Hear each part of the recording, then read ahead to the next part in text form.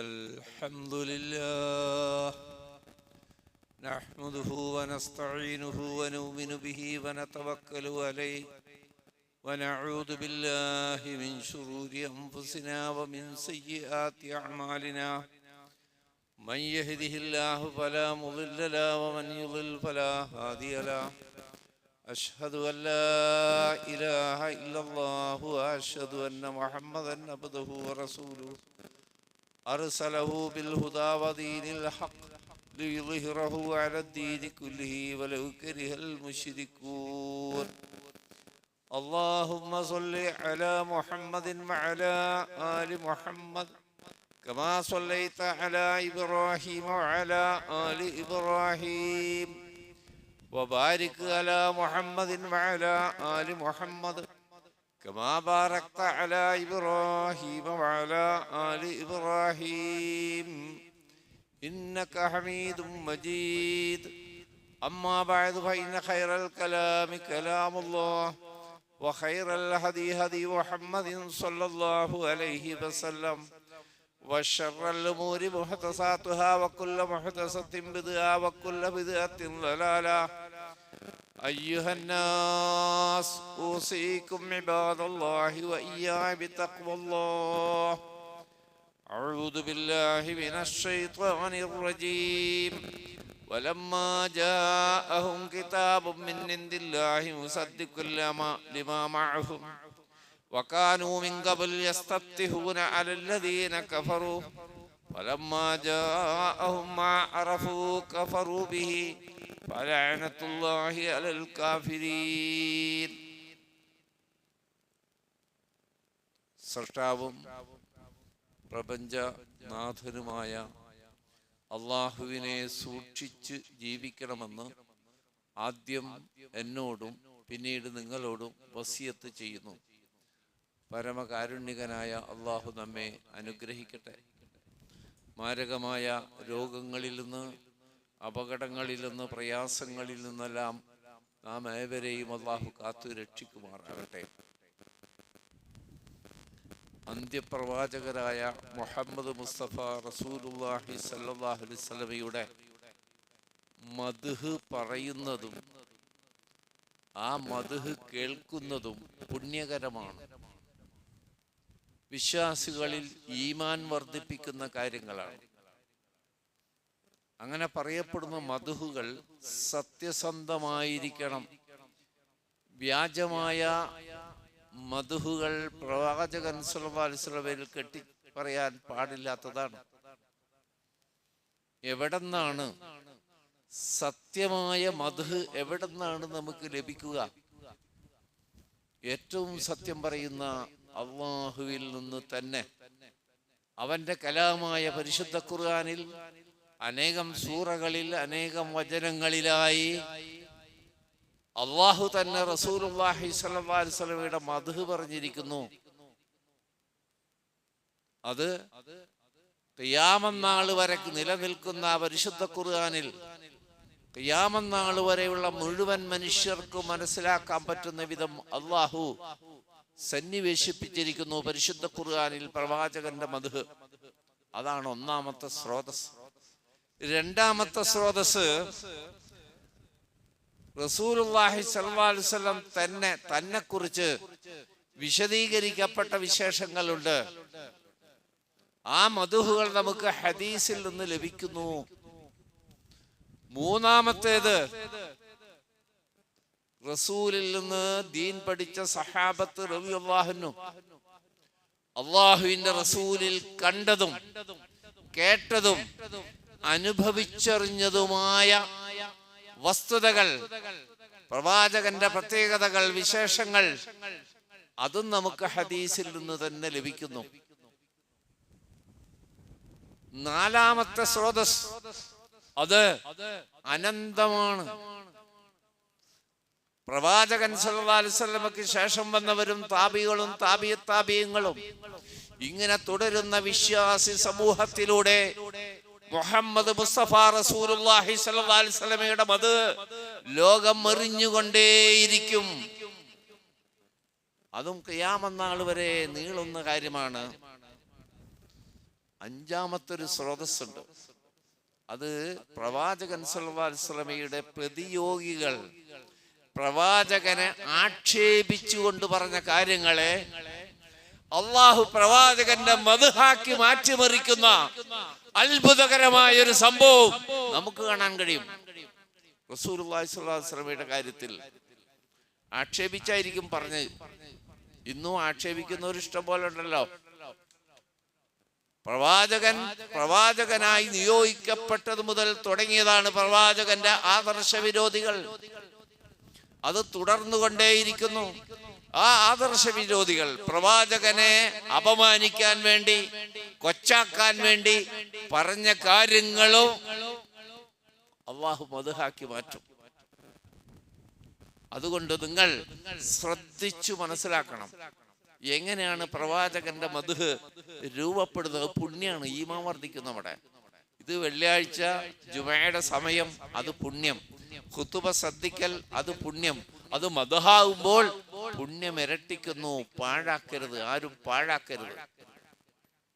പ്രിയപ്പെട്ടവരെ, റസൂലുള്ളാഹി സ്വല്ലല്ലാഹു അലൈഹി വസല്ലം മക്ക ജീവിത കാലഘട്ടത്തിൽ അങ്ങേയറ്റം പീഡനങ്ങളും പരിഹാസങ്ങളും ഏറ്റുവാങ്ങിക്കൊണ്ടിരുന്ന സന്ദർഭത്തിൽ ഏതൊരു സന്ദർഭം കിട്ടിയാലും പ്രവാചകനെ മോശമാക്കാൻ മുശ്രിക്ക് നേതാക്കൾ ശ്രമിച്ചിരുന്നു. അങ്ങനെ ഒരു മുശ്രിക്ക് നേതാവ് നബിയിൽ വിശ്വസിച്ച സഹാബികളെ കണ്ടപ്പോൾ പ്രവാചകനെ അപമാനിക്കണമെന്ന ഉദ്ദേശത്തിൽ അവരോട് ചോദിച്ചു, നിങ്ങൾ പറയുന്ന റസൂലിന് ആകാശ ലോകത്തു നിന്ന് വഹി ലഭിക്കുന്നു എന്ന് പറയുന്നത് സത്യമാണോ? ആ സഹാബികൾ പറഞ്ഞു, അഭിമാനത്തോടെ പറഞ്ഞു, അതെ, ഞങ്ങളുടെ റസൂലിനെ 7 ആകാശങ്ങൾക്ക് മുകളിൽ നിന്ന് അല്ലാഹുവിൽ നിന്ന് വഹി ലഭിക്കുന്നു. എന്നിട്ടാണോ നിങ്ങളെ റസൂല് മലമൂത്ര വിസർജനം കഴിഞ്ഞാൽ എങ്ങനെ വൃത്തിയാക്കണം എന്ന കാര്യങ്ങളൊക്കെയാണല്ലോ പഠിപ്പിക്കുന്നത്. ഇത്ര വലിയ റസൂൽ 7 ആകാശങ്ങൾക്ക് മുകളിൽ നിന്നാണ് വഹി വരുന്നത്. പഠിപ്പിക്കുന്ന കാര്യങ്ങളെ മലമൂത്ര വിസർജനം നടത്തിയാൽ എങ്ങനെ ശുദ്ധീകരിക്കണം എന്ന കാര്യങ്ങളാണല്ലോ അയാൾ ഉദ്ദേശിക്കുന്നത്. മോശമാക്കാനാണ്, കൊച്ചാക്കാൻ വേണ്ടിയാണ്. സഹാബികൾ അഭിമാനത്തോടെ പറഞ്ഞു, അതെ, അക്കാര്യം കൂടി ഞങ്ങളുടെ റസൂൽ ഞങ്ങളെ പഠിപ്പിക്കുന്നു. വിശ്വാസകാര്യങ്ങൾ, ആരാധനകൾ, കർമ്മകാര്യങ്ങൾ, മനുഷ്യ ജീവിതത്തിൽ എങ്ങനെ സമീപനം പുലർത്തണമെന്നതിനെ സംബന്ധിച്ച് കൃത്യമായി തന്നെ ആ റസൂൽ ഞങ്ങളെ പഠിപ്പിക്കുന്നു. അവിടെ അവസാനിച്ചോ? അത് പ്രിയപ്പെട്ടവരെ, അതവിടെ അവസാനിച്ചോ? ഇത് 2024 ഇത് കൊല്ലം. 1450 കൊല്ലങ്ങൾക്ക് പിറകിൽ ലോകാരോഗ്യ സംഘടന പറയുന്നു, പകർച്ചവ്യാധിയുടെ സാഹചര്യത്തിൽ, കൊറോണയുടെ സാഹചര്യത്തിൽ, അപകടകാരികളായ വൈറസുകളുടെ സാഹചര്യത്തിൽ ലോകാരോഗ്യ സംഘടനയും ആരോഗ്യ വിദഗ്ധരും പറയുന്നു, വ്യക്തി ശുചിത്വമാണ് ഏറ്റവും പ്രധാനപ്പെട്ടത്. രോഗപ്രതിരോധത്തിൽ ഏറ്റവും പ്രധാനപ്പെട്ടത് വ്യക്തിയുടെ ശരീരത്തിന്റെ ശുചീകരണമാകുന്നു. 1450 കൊല്ലം മുമ്പ് മനുഷ്യരെ പഠിപ്പിച്ചതാണ് അല്ലാഹുവിന്റെ റസൂൽ. ഒരത്ഭുതം കൂടിയുണ്ട് ഇക്കാര്യത്തിൽ. ഈ പകർച്ചവ്യാധികളുടെ പ്രതിരോധത്തിനായി അമേരിക്കയിൽ സംഘടിപ്പിക്കപ്പെട്ട ഒരു ഡിപ്പാർട്ട്മെന്റ് ഉണ്ട്. പകർച്ചവ്യാധികൾ തടയാനുള്ള ഡിപ്പാർട്ട്മെന്റാണ്. അവര് കുറെ നിർദ്ദേശങ്ങൾ പൊതുജനങ്ങളുടെ അറിവിനായി സമർപ്പിച്ചു. അമേരിക്കയിലെ മെഡിക്കൽ സയൻസ് വളരെ പുരോഗമിച്ച രാജ്യമാണല്ലോ. ആ നിർദ്ദേശങ്ങളിൽ ആദ്യം പറയുന്നത്, നിങ്ങൾ ദിവസത്തിൽ 5 തവണ മുഖവും കയ്യും കാലും കഴുകണം. അമേരിക്കയുടെ നിർദ്ദേശ.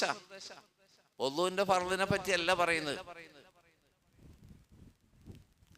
വായയിൽ വെള്ളം കൊപ്പിളിച്ച് ചീറ്റണം, മൂക്കിലും.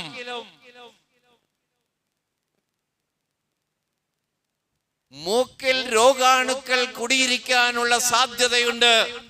അതുകൊണ്ട് കഴുകുമ്പോൾ 3 തവണ വായ കൊപ്പിളിക്കണം, മൂക്കിൽ വെള്ളം കയറ്റി ചീറ്റണം. അമേരിക്കയാണ് പറയുന്നത്. അല്ലാഹു പ്രവാചകന്റെ മദ്ഹ് നീട്ടിക്കൊണ്ടിരിക്കുന്നു. മലമൂത്ര വിസർജനം കഴിഞ്ഞിട്ടുള്ള ശുദ്ധീകരണത്തെ പറ്റിയാണല്ലോ നിങ്ങളെ റസൂല് പഠിപ്പിക്കുന്നതെന്ന് മുശ്രിക്ക് കൊച്ചാക്കാൻ ശ്രമിച്ചതിനെ അല്ലാഹു വളർത്തി കയ്യും കാലും 5 തവണ ദിവസത്തിൽ കഴുകണം.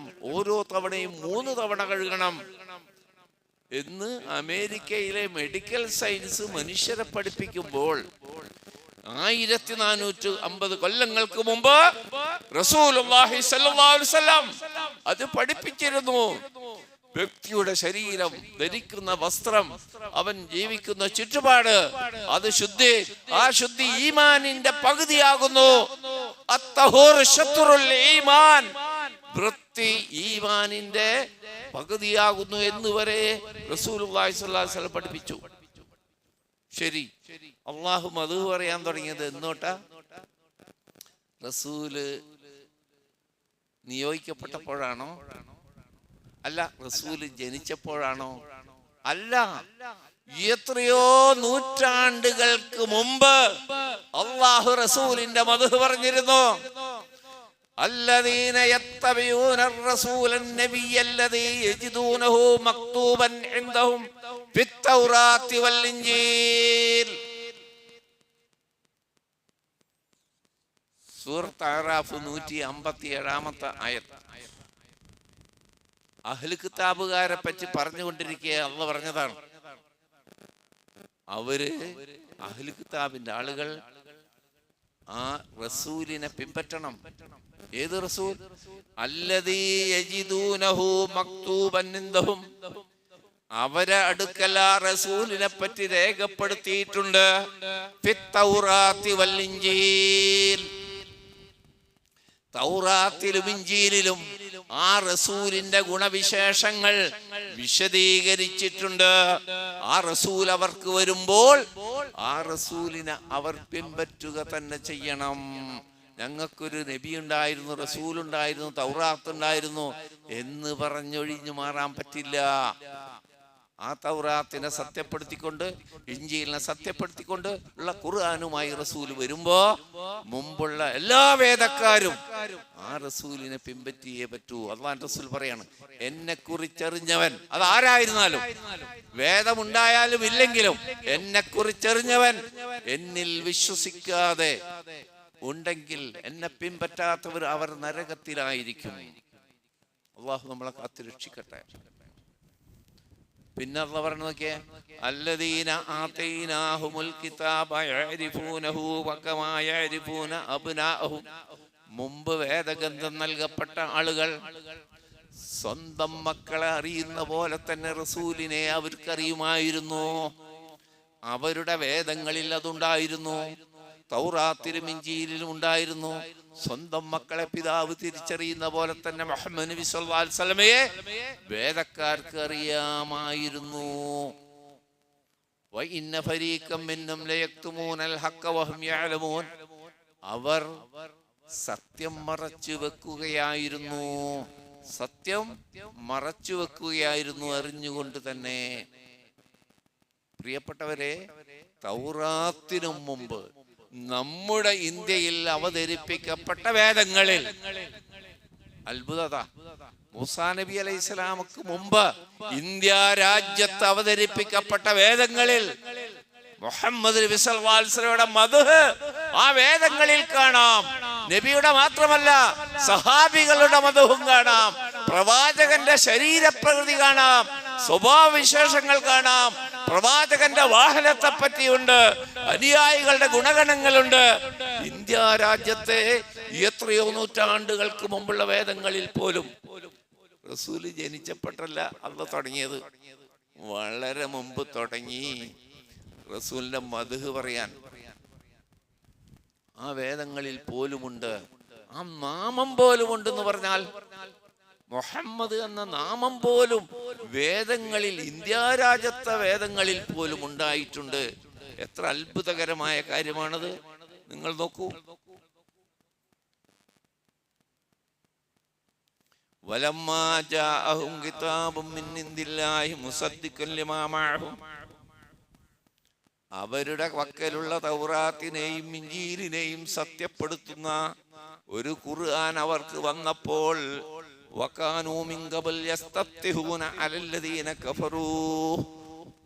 ഒരു അത്ഭുതമുള്ള കാര്യം എന്താ പറയാ, മദീനയിലെ ജൂതന്മാർ മദീനയിലെ കാഫിറുകളോട് വെല്ലുവിളിക്കുമായിരുന്നു. മദീനയിലെ ജൂതന്മാര് മദീനയിലെ കാഫിറുകൾ മുശ്രിക്കുകളോട് വെല്ലുവിളിക്കുമായിരുന്നു, ഒരു റസൂല് വരാനുണ്ട്, ഞങ്ങളുടെ വേദങ്ങളിൽ പറയുന്ന ഒരു റസൂൽ വരാനുണ്ട്, ആ റസൂൽ വന്നാൽ ഞങ്ങൾ ആ റസൂലിന്റെ കൂടെ നിങ്ങൾക്കെതിരെ പ്രവർത്തിക്കും. അതുവരെ ജൂതന്മാര് പറഞ്ഞിരുന്നു. ഫലമ്മാ ജാഅഹും മാ അറഫൂ, അവർക്കറിഞ്ഞിരുന്ന കാര്യം അവർക്ക് വന്നപ്പോൾ കഫറൂ ബിഹി, അവർ നിഷേധിക്കുകയാണുണ്ടായത്. ഫലഅനത്തുല്ലാഹി അലൽ കാഫിരീൻ, അങ്ങനെ നിഷേധിച്ചവരുടെ മേൽ അല്ലാഹുവിന്റെ ശാപകോപങ്ങൾ ഉണ്ടാവട്ടെ. റബ്ബ് നമ്മളെ കാത്തുരക്ഷിക്കട്ടെ. റസൂലിനെ എറിഞ്ഞിട്ടും റസൂലിനെ പിൻപറ്റാതിരിക്കുകയും ഖുർആനിനെ മനസ്സിലാക്കാതിരിക്കുകയും ചെയ്യുന്ന ആളുകളുടെ മേൽ, വേദമുള്ളവരായിരുന്നാലും ഇല്ലാത്തവരായിരുന്നാലും, അവർ നരകത്തിലാണ്, അള്ളാന്റെ ശാപമുണ്ടാകും. ഇതിനെതിരെ ഇപ്പൊ അടുത്ത കാലത്ത് കുറെ വർത്താനം നിങ്ങൾ സോഷ്യൽ മീഡിയയിലൊക്കെ കേൾക്കും. പണ്ടുള്ള വേദക്കാര് ആ വേദം അനുസരിച്ച് ജീവിച്ചാൽ സ്വർഗത്തിൽ പോകുന്നൊക്കെ ഇങ്ങനെ പുതിയ ആൾക്കാർ ഇപ്പൊ ഇറങ്ങിയിട്ടുണ്ട്. ഖുർആനിൽ പറഞ്ഞത്, റസൂലുള്ള പറഞ്ഞ എന്നെ പിൻപറ്റാത്തവർ നരകത്തിലാണ്. അതുകൊണ്ടല്ലേ പ്രിയപ്പെട്ടവരെ, റസൂൽ സല്ലല്ലാഹു അലൈഹി വസല്ലം മദീനയിലെത്തിയപ്പോൾ ജൂത പണ്ഡിതനായിരുന്ന അബ്ദുല്ലാഹ് ഇബ്നു സലാം ഉടനെ നബിയിൽ വിശ്വസിച്ചു, മുസ്ലിമായി. കാരണം തൗറാത്ത് അദ്ദേഹത്തിന് അറിയാമായിരുന്നു. മദീനയിൽ ജൂതന്മാര് തൗറാത്തിന്റെ കാര്യത്തിൽ കാണിക്കുന്ന കൃത്രിമങ്ങളെ പൊളിക്കാൻ റസൂലിനെ സഹായിച്ചത് ആ അബ്ദുല്ലാഹ് ഇബ്നു സലാമാണ്. അതില്ല, റസൂൽ പറയും നിങ്ങളെ വേദത്തിൽ പറയണ്ടല്ലോ, അതാണല്ലോ. ഇല്ല, ഞങ്ങളെ വേദത്തിലില്ല. അപ്പൊ ഉടനെ സാക്ഷി അബ്ദുല്ലാഹ് ഇബ്നു സലാം റളിയല്ലാഹു അൻഹു, ഉണ്ട് റസൂലേ, അത് തൗറാത്തിലുണ്ട്, അവര് പച്ചക്കള്ളമാണ് പറയുന്നത്. ഞാൻ വായിക്കാം. റസൂൽ പറഞ്ഞ സത്യമായിരിക്കപ്പോ. അപ്പൊ ജൂതന്മാർക്ക് അവരുടെ വേദത്തിൽ സന്തോഷ വാർത്ത അറിയിക്കപ്പെട്ട റസൂലാണ് മുഹമ്മദ് നബി സല്ലല്ലാഹു അലൈഹി വസല്ലം. ക്രിസ്ത്യാനികൾക്ക് അവരുടെ വേദങ്ങളിലൂടെ സന്തോഷ വാർത്ത അറിയിക്കപ്പെട്ടതാണ് റസൂൽ സല്ലല്ലാഹു അലൈഹി വസല്ലം. പ്രിയപ്പെട്ടവരെ, നമുക്കറിഞ്ഞൂടെ ആ സംഭവം നമുക്കറിഞ്ഞൂടെ? റസൂലുള്ളാഹി സ്വല്ലല്ലാഹു അലൈഹി വസല്ലം 12 വയസ്സുള്ളപ്പോൾ, ഏകദേശം 12 വയസ്സുള്ളപ്പോൾ, അബൂ താലിബാണല്ലോ നോക്കിക്കൊണ്ടിരിക്കുന്നത്. അബ്ദുൽ മുത്തലിബും മരിച്ചു പോയല്ലോ. പിന്നെ അബൂ താലിബാണല്ലോ സ്നേഹത്തോടെ പോറ്റി വളർത്തുന്നത്. വലിയ പാരാബ്ദമുള്ള കുടുംബം. അവരെ ഉപജീവനം കച്ചവട. അബൂ താലിബിന് കച്ചവടത്തിന് പോകാണ്ടിരിക്കാനും പറ്റുന്നില്ല. ഷാമിലേക്ക് പോണം. വലിയൊരു വിഷമം അബൂ താലിബിന്. എൻ്റെ പുത്രൻ മുഹമ്മദിനെ വിട്ട് ഞാൻ എന്ത് ധൈര്യത്തിലാണ് ഷാമിലേക്ക് പോവുക? നോക്കാൻ ആളൊക്കെ ഉണ്ട് ഇവിടെ മക്കത്ത്, എന്നാലും ഞാനുള്ള പോലെ ആവില്ല എന്നൊരു ആശങ്ക അബൂ താലിബിന്. ഇതേ പ്രശ്നം റസൂലുള്ളാഹി സ്വല്ലല്ലാഹു അലൈഹി വസല്ലം കുട്ടിക്ക്, ബുദ്ധിശക്തിയുള്ള തൻ്റെ ഇടമുള്ള 12 വയസ്സായ റസൂലുള്ളാഹി എന്ന കുട്ടിക്ക് മൂത്താപ്പ അകന്നു പോകുന്നതിൽ വലിയൊരു വിഷമം, സങ്കടം. സന്ദർഭം മനസ്സിലാക്കിയിട്ട് അബൂ താലിബ് കച്ചവടത്തിന് പോകുമ്പോ റസൂലുള്ളാഹി സ്വല്ലല്ലാഹു അലൈഹി വസല്ലം എന്ന കുട്ടിയെ, 12 വയസ്സുള്ള കുട്ടിയെ കൂടെ കൂട്ടി. ധൈര്യത്തിന് വീട്ടിലെ ഏൽപ്പിച്ചു പോയാൽ ഞാനില്ല, എൻ്റെ അഭാവം കുട്ടിയെ സങ്കടപ്പെടുത്തും. അങ്ങനെ കൂടെ കൊണ്ടുപോയി. ഷാമിലെത്തുന്നതിന് മുമ്പ് ഒരു സ്ഥലത്തെത്തിയപ്പോ ഒരു മരത്തണലിൽ വിശ്രമിക്കാനിരുന്നു. പ്രിയപ്പെട്ടവരെ, ശ്രദ്ധിച്ചു കേൾക്കണം. ഒരു മരത്തിന്റെ ചുവട്ടിൽ അബൂ താലിബും റസൂലും അവരെ കൂടെയുള്ള കച്ചവടക്കാരൊക്കെ അങ്ങനെ ആ തള്ളിയിൽ അപ്പുറത്തൊക്കെ ആയിട്ടൊക്കെ ഉണ്ട്. തൊട്ടടുത്തൊരു കനീസയുണ്ട്. അവിടെ ഒരു ക്രിസ്തീയ ബഹീറ എന്നാണ് പേര്. ക്രിസ്തീയ പുരോഹിതൻ വാതിലിൽ നിന്ന് ആ മരത്തിന്റെ ചുവട്ടിലിരിക്കുന്ന വൃദ്ധനെയും കുട്ടിയെയും കണ്ടു. തന്റെ ഭൃത്യനെ വിളിച്ചു. ആ പാതിരി, ക്രിസ്തീയ പാതിരി അവിടെ ഇരിക്കുന്നുണ്ടില്ലേ, രണ്ടാള്, ഒരു കുട്ടിയും ഒരു വൃദ്ധനും. അവരെ നമ്മ സൽക്കരിക്കണം. ഇങ്ങനെ അവരെ ഞാൻ ക്ഷണിക്കുന്നു എന്ന് പറഞ്ഞാൽ അവിടെ ഇങ്ങോട്ട് വിളിച്ചു കൊണ്ടുപോവാ. ആ ഭൃത്യം വന്നിട്ട് പറഞ്ഞു, നിങ്ങളെ അച്ഛൻ വിളിക്കുന്നു, നിങ്ങൾ വിദേശികളാണെന്ന് മനസ്സിലായപ്പോ നിങ്ങൾക്ക് എന്തെങ്കിലും സൗകര്യം ചെയ്തു തരാൻ വേണ്ടിയിട്ടാണ് വിളിക്കുന്നത്. അബൂ താലിബ് ഈ കുട്ടിയെയും കൊണ്ട് ആ പുരോഹിതന്റെ, ആ പാതിരിയുടെ താമസ സ്ഥലത്തേക്ക് ചെന്നു. ആദരപൂർവ്വം അവരെ സ്വീകരിച്ചു, ഇരുത്തി. കുടിക്കാനുള്ള പാനീയങ്ങൾ, കഴിക്കാനുള്ള പഴങ്ങൾ ആ പാതിരി അവർക്ക് നൽകി. അപ്പോഴൊക്കെയും അദ്ദേഹത്തിന്റെ കണ്ണ് 12 വയസ്സുള്ള കുട്ടിയിലായിരുന്നു. ഭക്ഷണം കഴിഞ്ഞപ്പോ പാതിരി ചോദിച്ചു, ഇത് താങ്കളുടെ കുട്ടി തന്നെയാണോ? അബൂ താലിബ് പറഞ്ഞു, അങ്ങനെ ചോദിച്ചാൽ എൻ്റെ കുട്ടി തന്നെ, എന്നാൽ എൻ്റെ സഹോദരന്റെ കുട്ടിയാണ്. ആ സഹോദരൻ മരിച്ചുപോയി. അപ്പോ ഈ പുരോഹിതന്റെ മുഖം ഒന്നുകൂടി പ്രകാശിച്ചു. യതീമായിരുന്നു ജനിക്കുമ്പോൾ. അപ്പൊ ഈ പുരോഹിതൻ ചോദിച്ചു, അതിന്റെ ഉമ്മയും ശൈശവത്തിൽ മരിച്ചു. 6 വയസ്സുള്ളപ്പോ തന്നെ ഉമ്മയും മരിച്ചുപോയി. വീണ്ടും അദ്ദേഹത്തിന്റെ നെറ്റിത്തടം ആലോചന കൊണ്ട് ചുളിഞ്ഞു. ഈ കുട്ടിയുടെ ഗോത്രം മക്കയിലെ ഏറ്റവും ഉയർന്ന ഗോത്രം, ഖുറൈശി ഗോത്രം. ഉടനെ ആ പുരോഹിതൻ പറയാണ്, അബൂ താലിബ്, നിങ്ങൾ ഉടനെ മക്കയിലേക്ക് മടങ്ങിപ്പോകണം. ഈ കുട്ടിയെ ജൂതന്മാർ കാണാൻ ഇടവരരുത്, അപായപ്പെടുത്താൻ സാധ്യതയുണ്ട്. ഈ കുട്ടിയിൽ ചില കാര്യങ്ങൾ ഞാൻ കാണുന്നു, ഞങ്ങളുടെ വേദങ്ങളിൽ നിന്ന് മനസ്സിലാക്കിയതിന്റെ എല്ലാ ലക്ഷണങ്ങളും ഈ കുട്ടിയിൽ കാണുന്നു. അതുകൊണ്ട് ഉടനെ മടങ്ങിപ്പോണം. അബൂ താലിബ് കച്ചവടമൊക്കെ മറ്റുള്ള പണിക്കാരെ മറ്റുള്ളവരൊക്കെ ഏൽപ്പിച്ചിട്ട് ഭയത്തോടുകൂടി റസൂലുമായി മക്കയിലേക്ക് മടങ്ങിപ്പോന്നു. അവരെ വേദത്തിൽ നിന്ന് പഠിച്ചതാണ്. അബ്ദുല്ലാഹിബ്നു സലാം അവരുടെ വേദത്തിൽ നിന്നാണ് റസൂലിനെ കുറിച്ച് പഠിച്ചത്. അതുകൊണ്ട് പ്രിയപ്പെട്ടവരെ, നമ്മൾ ആ റസൂലിന്റെ ചര്യ അറിഞ്ഞിട്ടും വില കൊടുക്കാത്തത് എന്തുകൊണ്ട്? പ്രിയപ്പെട്ടവരെ, ബിദ്അത്തുകളുടെ പിന്നാലെ പോകാൻ ഒരു മുസ്ലിമിന് എങ്ങനെ സാധ്യമാകും? അല്ലാഹുവിന്റെ റസൂൽ പഠിപ്പിക്കാത്ത ആചാരങ്ങൾ, ആഘോഷങ്ങൾ എങ്ങനെ മുസ്ലിമിന് സാധ്യമാവും? ഒരു കാര്യം കേട്ടോളൂ നിങ്ങൾ. ഹിജറ 8-ാം കൊല്ലം മക്കം ഫതഹ്, റസൂലുള്ളാഹി സ്വല്ലല്ലാഹു അലൈഹി വസല്ലം 10,000 സഹാബികളുമായി മക്കയിലേക്ക് പോവുകയാണ്. 10,000. ഒരു കാര്യം പ്രത്യേകം പറഞ്ഞു, രഹസ്യമായിട്ടായിരിക്കണം. മക്കക്കാരറിയാൻ ഇടവരരുത്. അറിയാൻ ഇടവരരുത്. അവര് പ്രതിരോധം തീർക്കും. അതിനു മുമ്പ് നമുക്ക് മക്കയിലേക്ക് എത്തണം. അതുകൊണ്ട് ഈ സൈനിക സജ്ജീകരണമോ യാത്രയോ ആരും പരസ്യപ്പെടുത്തരുത്. എന്നാൽ നബിയുടെ സഹാബിയായ ഹാത്തിബ് എന്ന സഹാബി റളിയല്ലാഹു ഒരു കത്ത് രഹസ്യമായി മക്കയിലെ മുശ്രിക്ക് നേതാക്കൾക്ക് ഒരു പെണ്ണിന്റെ കയ്യിൽ കൊടുത്തയച്ചു.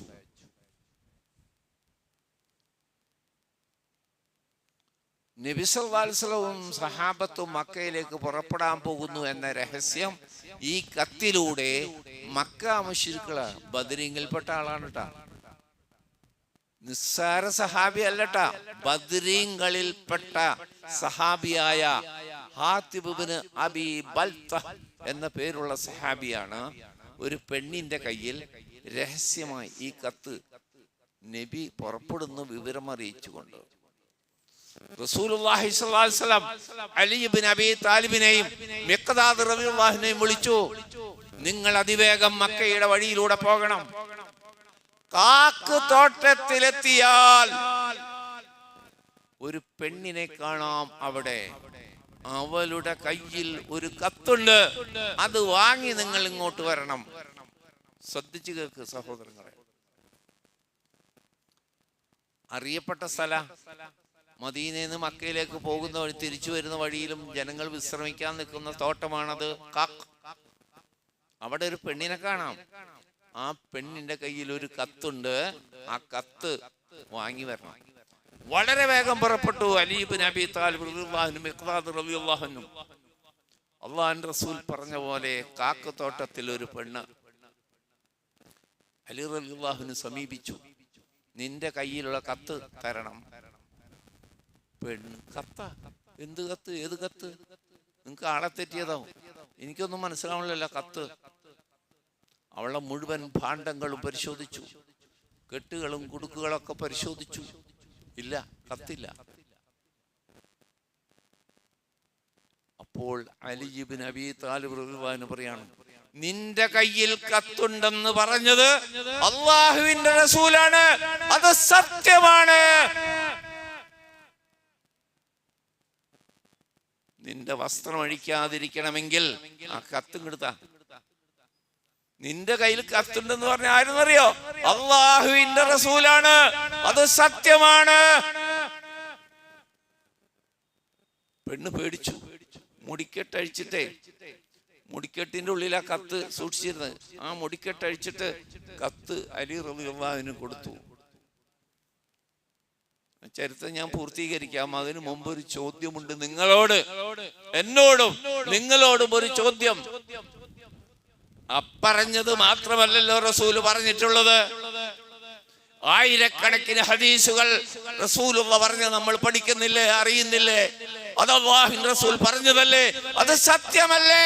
പിന്നെ ബന്ധുക്കൾക്ക് വേണ്ടി നിങ്ങൾ എന്തിനു മാറുന്നു? അല്ലാഹുവിന്റെ റസൂൽ പറഞ്ഞ സത്യത്തിനെതിരെ നിങ്ങളെ ഭാര്യ വീട്ടുകാർക്ക് വേണ്ടി നിങ്ങൾ എന്തിനു വളഞ്ഞു പൊളയുന്നു? അയൽക്കാർക്ക് വേണ്ടി, കൂട്ടുകാർക്ക് വേണ്ടി, മഹല്ല് കമ്മിറ്റിക്കാർക്ക് വേണ്ടി അല്ലാഹുവിന്റെ റസൂൽ പറഞ്ഞതെല്ലാം സത്യമല്ലേ? അല്ലാഹുവിന്റെ റസൂലിനെ റസൂലായി അംഗീകരിച്ചവർക്കൊക്കെ റസൂലുള്ള പറഞ്ഞത് സത്യമാണ്. ഈ പറഞ്ഞത് മാത്രമല്ല സത്യം, പിന്നെ പറഞ്ഞതും സത്യമാണ്. ആ സത്യമാണെന്ന് ബോധ്യപ്പെട്ട നമുക്ക് റസൂലുള്ള പറഞ്ഞതിന്റെ താല്പര്യം അനുസരിച്ച് ജീവിക്കാൻ, പ്രവർത്തിക്കാൻ, നമ്മളെ വീട്ടിൽ കല്യാണം വന്നാലും മരണം സംഭവിച്ചാലും എല്ലാത്ത കാര്യം വന്നാലും റസൂലുള്ള പറഞ്ഞതാണ് സത്യമെന്ന് ബോധ്യമുള്ളവർ എങ്ങനെ ഈ ആർഭാട കല്യാണങ്ങളും ബഹളങ്ങളും എങ്ങനെ നടത്താൻ പറ്റുന്നേ? ബിദ്അത്തുകളുടെ പിന്നാലെ എങ്ങനെ പോകാൻ പറ്റുന്നു? ആ പായസം എങ്ങനെ നിങ്ങൾക്ക് രുചിക്കാൻ പറ്റുന്നു? അങ്ങനെ അലി റളിയല്ലാഹു അൻഹു കത്തുമായി വന്നു. ആ പെണ്ണിന് കത്തിയിൽ എന്താന്ന് അറിയില്ലട്ടാ, കത്ത് കൊടുക്കാനേ പറഞ്ഞത്. റസൂലുള്ളാഹ് തുറന്നു വായിപ്പിച്ചു. ഇതന്നെ ഈ സൈന്യം മക്കയിലേക്ക് പുറപ്പെടുന്ന വിവരമാണ്. ഹാത്തിബിനെ വിളിച്ചു വരുത്തി. എന്താണ് ഹാത്തിബേ ഇത്? റസൂലുള്ളാഹ്, ഞാൻ അള്ളാഹുവിന്റെ ഏകത്വവും താങ്കളുടെ റിസാലത്തും അംഗീകരിച്ച് സാക്ഷ്യപ്പെടുത്തിയ ആളാണ്. ഞാൻ മുർത്തദ്ദല്ല, കാഫിറല്ല, മുശ്രിക്കല്ല. എൻ്റെ ബന്ധുജനങ്ങൾ മക്കയിലുണ്ട്. അവരുടെ ജീവനെ സംബന്ധിച്ച് ഒരു ആശങ്ക എനിക്കുണ്ടായി. അതുകൊണ്ട് ചെയ്തു പോയതാണ്, മാപ്പാക്കണം. ഉമർ ഖത്താബ് ഉടനെ പറഞ്ഞു, അല്ലാഹുവിന്റെ റസൂലേ, ഇവനെ എനിക്ക് വിട്ടുക, അവന്റെ കഴുത്ത് ഞാൻ കണ്ടിക്കട്ടെ. ദേശദ്രോഹമാണ് ചെയ്തിരിക്കുന്നത്, ദേശദ്രോഹം. റസൂൽ പറഞ്ഞു, ബദറിൽ പങ്കെടുത്ത ആളാണ്. അള്ളാഹുവിന്റെ അടുക്കൽ ബദറിൽ പങ്കെടുത്തവർക്ക് വലിയ ദർജയുണ്ട്. ഞാൻ ഒന്നും ചെയ്യാൻ ഉദ്ദേശിക്കുന്നില്ല. അപ്പൊ പിന്നെ ഉമർ ഖത്താബ് ഒന്നും പറഞ്ഞില്ല. പ്രിയപ്പെട്ടവരെ, നമ്മൾക്ക് ഇതിൽ നിന്ന് കിട്ടിയെന്നറിയോ? അള്ളാഹുവിന്റെ റസൂൽ പറഞ്ഞതാണെങ്കിൽ അത് സത്യമാണ്. ആ റസൂൽ തന്നെ പറഞ്ഞത്, ലളിതമായ വിവാഹത്തിലാണ് ബർക്കത്തുണ്ടാവുക എന്ന് പറഞ്ഞതും ആ റസൂല് തന്നെയാണ്. ആ റസൂലിന്റെ ചര്യകളെ അറിഞ്ഞ് പിൻപറ്റാൻ അല്ലാഹു നമുക്ക് തൗഫീക്ക് നൽകി അനുഗ്രഹിക്കുമാറാകട്ടെ.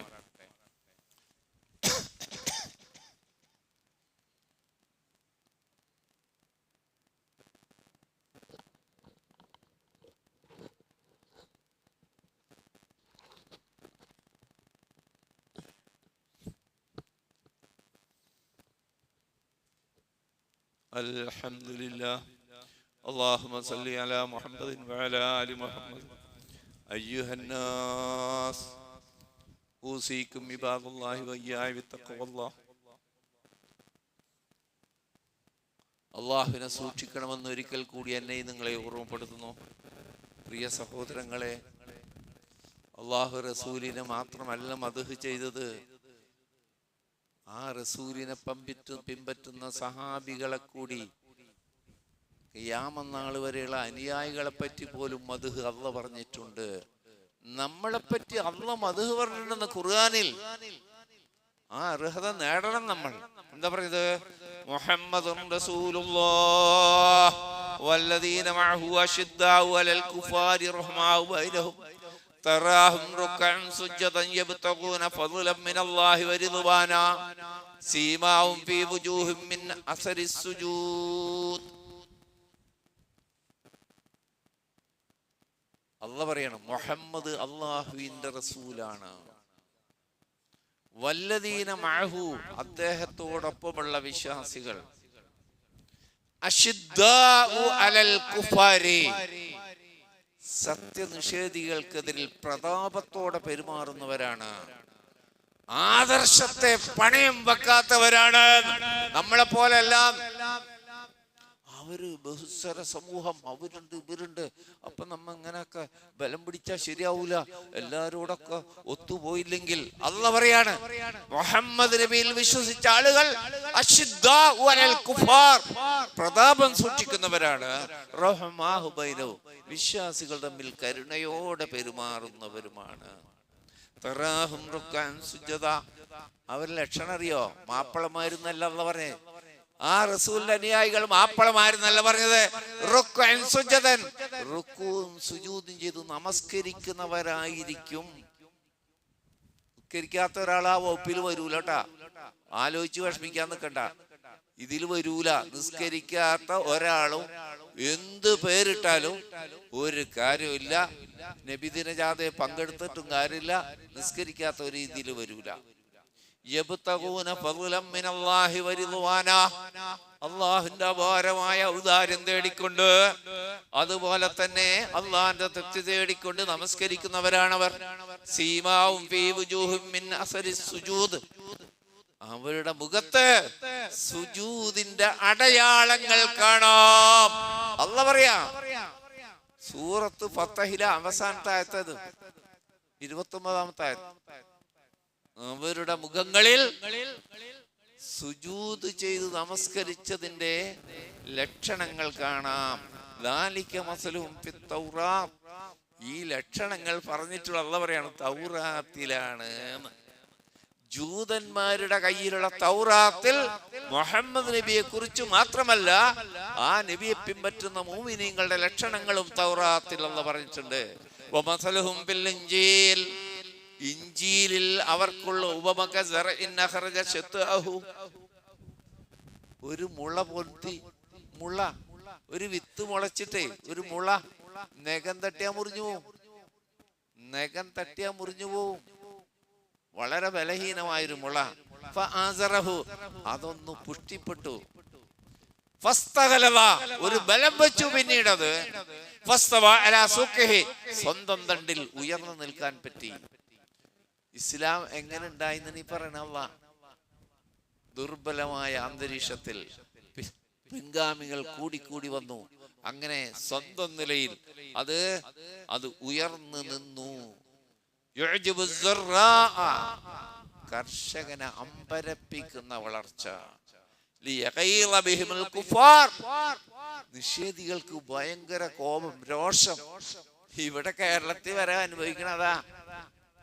കേരളത്തിൽ വരേണ്ടത് മുസ്ലിങ്ങൾക്ക് നല്ല മെച്ചപ്പെട്ട ഒരു സ്ഥിതി കണ്ട ഭയങ്കര വെപ്രാളം പിടിക്കുന്ന ആൾക്കാരുണ്ട്. എന്നിട്ട് അവരെ മുന്നിൽ കൊണ്ടുപോയിട്ട് നമ്മൾ ആദർശം പണയം വെക്കണോ? പ്രിയപ്പെട്ടവരെ, അവിടുത്തെ കച്ചവടമൊക്കെ അവർക്കാണ്, ഇവിടുത്തെ ഇതൊക്കെ അവർക്കാണ്. ഭയങ്കര രോഷം. അല്ലാഹ് പറയാ, ഇത് ഇഞ്ചീലിൽ തന്നെ പറഞ്ഞിട്ടുണ്ടെന്ന്. പിന്നെ അവർക്ക് അറിയില്ലേ? ഇഞ്ചീൽ അവരുടെ കയ്യിലുണ്ടല്ലോ. അപ്പോ അവർക്ക് മനസ്സിലായിട്ടില്ല. വഅദല്ലാഹു അല്ലദീന ആമനു വഅമിലുസ് സ്വാലിഹാത്തി മിൻഹും മഗ്ഫിറത്തും വഅജ്റൻ അളീമാ. അല്ലാഹു ഈ ഗുണങ്ങളുള്ള സത്യവിശ്വാസികൾക്ക്, സൽക്കർമ്മം ചെയ്യുന്നവർക്ക് വാഗ്ദാനം ചെയ്തിരിക്കുന്നു മഗ്ഫിറത്തും വഅജ്റൻ അളീമാ, അല്ലാഹുവിൽ നിന്നുള്ള പാപമോചനവും മഹത്തായ പ്രതിഫലവും. ഈ അല്ലാഹു മുഅ്മിനീങ്ങളെ വിശേഷിപ്പിച്ച, പ്രവാചകന്റെ അനുയായികളെ വിശേഷിപ്പിച്ച ആ ഗുണങ്ങളുള്ളവരിൽ അല്ലാഹു നാം ഏവരെയും ഉൾപ്പെടുത്തി അനുഗ്രഹിക്കുമാറാകട്ടെ. പ്രിയപ്പെട്ടവരെ, ഇത് നിസ്സാര കാര്യങ്ങളല്ല. നമുക്ക് നമ്മുടെ വില അറിയില്ല എന്നുള്ളതാണ് ഏറ്റവും വലിയ അപകടം. ഇങ്ങനെ ഈ ഒഴുക്കില് ചണ്ടി ഒഴുങ്ങി പോകില്ലേ, ചണ്ടി മരത്തിന്റെ പീസുകളൊക്കെ ഇങ്ങനെ പൊന്തിക്കിടന്ന് ഒഴുകി പോകില്ലേ, അങ്ങനെ പോകേണ്ടവരല്ല ഈ സമുദായം, ഈ ഉമ്മത്ത്. ആദർശത്തിന്റെ ശക്തി, പണത്തിന്റെ ശക്തിയല്ല, പണത്തിന്റെ ശക്തിയല്ല, ആദർശത്തിന്റെ ശക്തി കൊണ്ട് ഈ ലോകത്തിന്റെ മുമ്പിൽ ഇജ്ജത്തോടുകൂടി നിൽക്കണം. ആദർശം പണയം വെക്കാൻ പറ്റില്ല. നിങ്ങളാഘോഷം എന്നാ ഞങ്ങളും പങ്കെടുത്തോളാം, നിങ്ങളെ കേക്കും ഞങ്ങൾ തിന്നോളാം, നിങ്ങളെ പായസവും ഞങ്ങൾ കുടിച്ചോളാം, എന്തിങ്ങനെ ഈ ചണ്ടിയില്ലേ, ചണ്ടി. ശരിക്ക് ഇജ്ജത്തോടുകൂടി ജീവിക്കാനാണ് പറഞ്ഞത്. പ്രിയപ്പെട്ടവരെ, ആ ഇജ്ജത്തിന്റെ ഒരു സ്വഭാവം അറിയോ നിങ്ങൾക്ക്? ആ ഇജ്ജത്തിന്റെ ഒരു സ്വഭാവം അറിയോ? ഒരു താക്കോലിന്റെ കഥ കൂടി കേട്ടു നോക്കൂ നിങ്ങൾ. ഒരു താക്കോലിന്റെ കഥ ശ്രദ്ധിച്ചു കേട്ടോളാം. ഇൻഷാ അല്ലാഹ്, അല്ലാഹു അനുഗ്രഹിച്ചാൽ അടുത്ത ആഴ്ചകളും തുടർച്ചയായി ഈ മദ്ഹ് തന്നെയാണ് പറയാൻ ഉദ്ദേശിക്കുന്നത്. ഖുർആനിലും ഹദീസിലും ഒക്കെ വന്ന മദ്ഹ് തന്നെയാണ്. ആരും അത് മിസ്സാക്കണ്ട. ഖുതുബ ആരംഭിക്കുമ്പോ തന്നെ എത്തിക്കോളൂ. ആദ്യമേ തൊട്ട് പറയാ അതായിരിക്കും, ആ മദ്ഹായിരിക്കും. പകുതി കേട്ട് പോകണ്ട. ജുമയുടെ കൂലി പകുതിയാക്കി ചുരുക്കുകയും വേണ്ട. അതുകൊണ്ട് തുടർന്നുള്ള ഇൻഷാ അല്ലാഹ് ആഴ്ചകളിലൊക്കെയും ഈ മദ്ഹ് തന്നെയാണ് പറയാൻ പോകുന്നത്. റസൂൽ സ്വല്ലല്ലാഹു അലൈഹി വസല്ലം മക്ക ജീവിത ഘട്ടത്തിൽ കഅബയുടെ അടുത്തേക്ക് വന്നു. അള്ളാഹുവിന്റെ റസൂലിന്റെ ഹൃദയത്തിൽ ഒരു ആഗ്രഹം, ആ കഅബയിൽ കയറി 2 റക്അത്ത് നിസ്കരിക്കാൻ പറ്റിയ.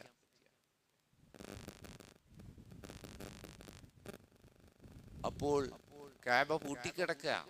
അതിന്റെ താക്കോൽ സൂക്ഷിപ്പുകാരൻ ഉസ്മാൻ ബിൻ തൽഹയാണ്.